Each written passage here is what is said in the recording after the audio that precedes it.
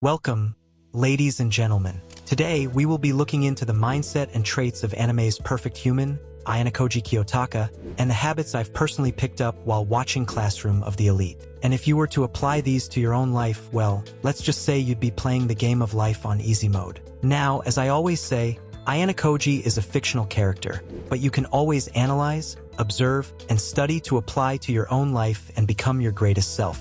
Before we dive in, I just want to inform you that I'll be releasing a course on how to make money online in the near future. And yes, it will be completely free, so make sure you stick around for that. Now, before we begin, I want to ask you a question. What will you sacrifice to become successful? Will it be your goals or your comfort? The choice only belongs to you. Now, let's get straight into the video. Habit number 1, Maharaga. Do I have to explain anything else besides this? Everybody tends to speak on how Ayanokoji manipulates or how smart he is, but few realize what the main reason for his impressive skills is, and that is the ability to adapt. Yes, he is the best when it comes to adapting to any circumstance he finds himself in. For example, in the White Room, the only reason he was the sole successor was because he was able to adapt to the brutal torture and training of the White Room both mentally and physically. As the famous quote by Charles Darwin says, "It is not the most intellectual of the species that survives.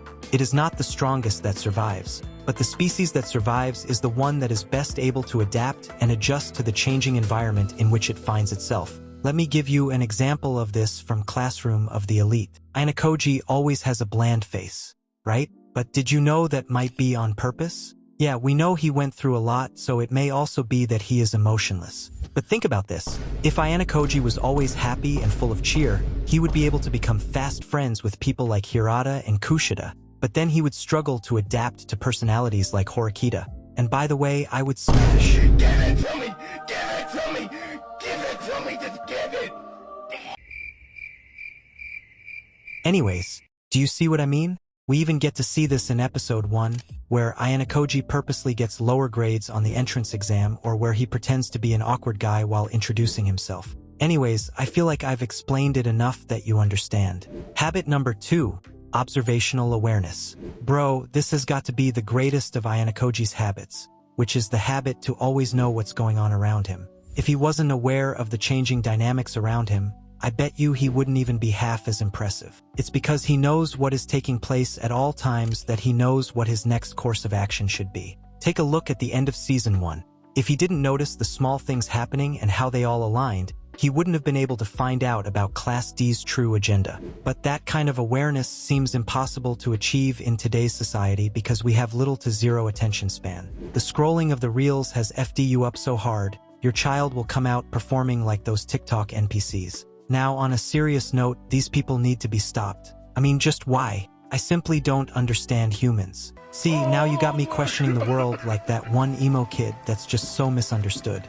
Anyways, enough of the brain rot commentary. Listen, take some time off away from your phone just to reset your dopamine levels. For example, whenever you go for a walk outside or maybe walk to school, leave your phone at home. Because I'm telling you, the people who do take this video seriously are gonna cook you. Habit number 3. Behind-the-scenes/shadow manipulation. One of the coldest things about Ayanokoji is how he doesn't crave the spotlight. He controls the game from the shadows. He doesn't care about clout, recognition, or being the hero. He lets others take the credit while he pulls all the strings behind the scenes. Think about it, he's the reason Class D wins so many battles, yet he's barely noticed. And that's a power move in itself. Teaches you to move in silence. Real power isn't loud, it's strategic. It's knowing when to speak and when to observe. In your own life, this means stop chasing validation. You don't need to announce every little win or post every gym session. Learn to move like a shadow because when no one knows your next move, no one can stop it.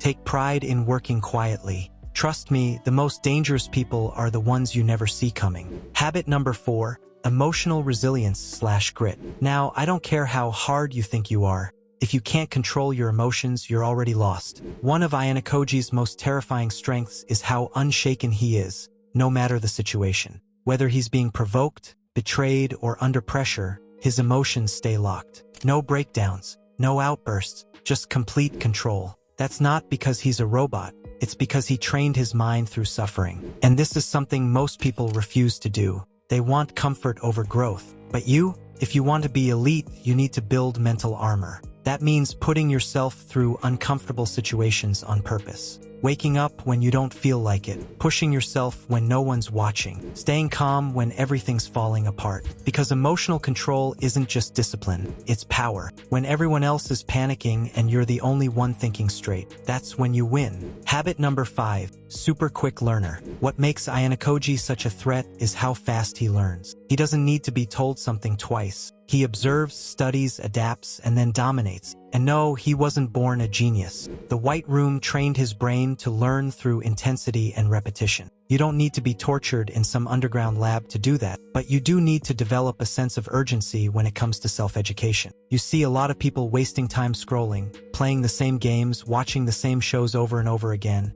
and they wonder why they're stuck. Meanwhile, the people winning are the ones reading, practicing, and failing forward every single day. So train your mind to learn quickly. Watch how Ayanokoji studies people and situations like puzzles. That's how you need to study life. Become a sponge. Absorb everything. Take notes, reflect, adapt. Once you master this, you'll start connecting dots others can't even see. And that wraps up the first 5 habits, but we've barely scratched the surface of what makes Ayanokoji so dangerous. So yes, there will be a part 2. We'll dive into more of his tactical mindsets, psychological tactics, and how you can practically apply them to level up in real life. So stay tuned for that, because the goal isn't to become Ayanokoji, it's to become a version of you that even Ayanokoji would respect. If you enjoyed the video, make sure to like and subscribe. Also, please go follow me on Instagram. My goal is to reach 60,000 followers within this year, so please support me in achieving my goal. As always, remember I love you and I'm praying for your success. Until next time, stay frosty.